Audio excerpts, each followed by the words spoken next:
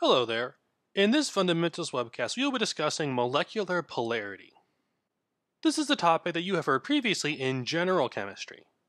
We're going to use the same ideas that you learned in general chemistry, only now we're going to apply them to organic molecules. To start that conversation, let us discuss electronegativity.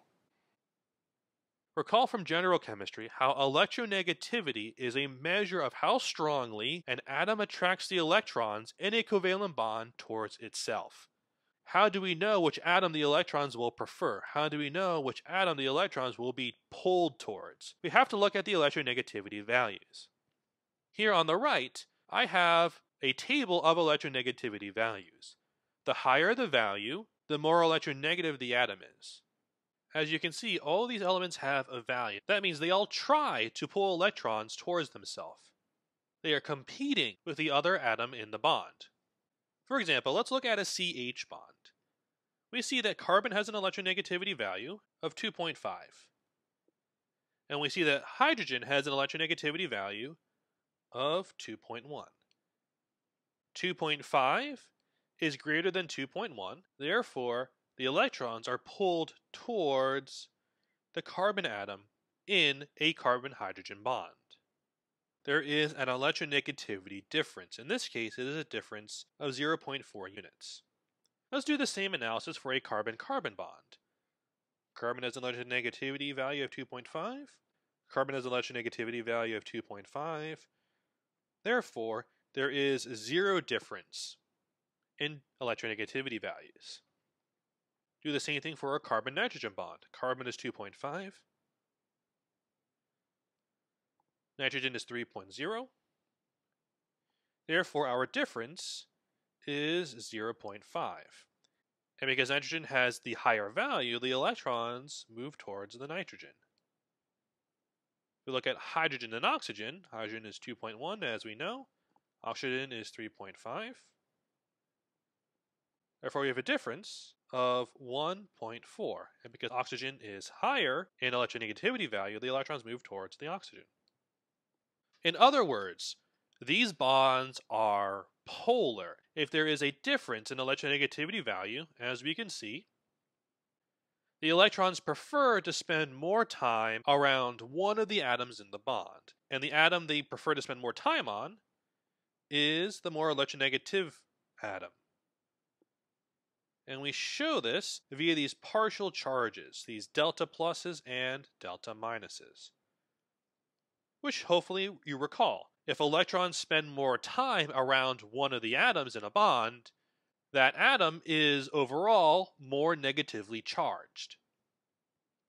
So on this slide we have 3 polar bonds and 1 nonpolar bond, but now we're going to get to a caveat. If I have a very small difference in electronegativity, that bond is polar, but it's not that polar, and in fact, it's probably pretty similar to a nonpolar bond. So what's that cutoff? At what point, at what difference in electronegativity do we say, okay, this bond is now polar enough to be considered polar?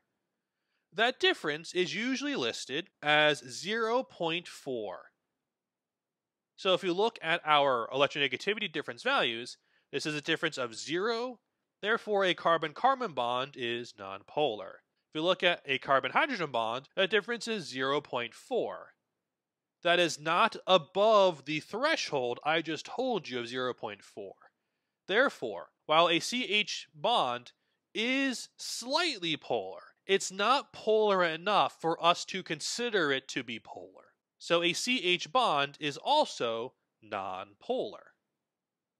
In contrast, if you look at the CN and OH bonds down below, we have a difference of 0.5 that is above 0.4, therefore a CN bond is polar.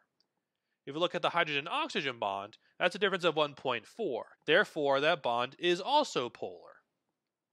In this course, it will be important for you to be able to determine what bonds in a molecule are polar. Does that mean you need to memorize this table and do these calculations in order to identify what bonds are considered polar and what bonds are considered nonpolar?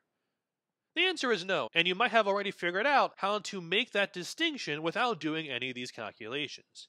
You see on this slide how a carbon-carbon and a carbon-hydrogen bond are considered nonpolar. But whenever you connect a carbon to a heteroatom or a hydrogen to a heteroatom, those bonds are polar, and that is the distinction you need to be able to make. That brings us to the end of this webcast.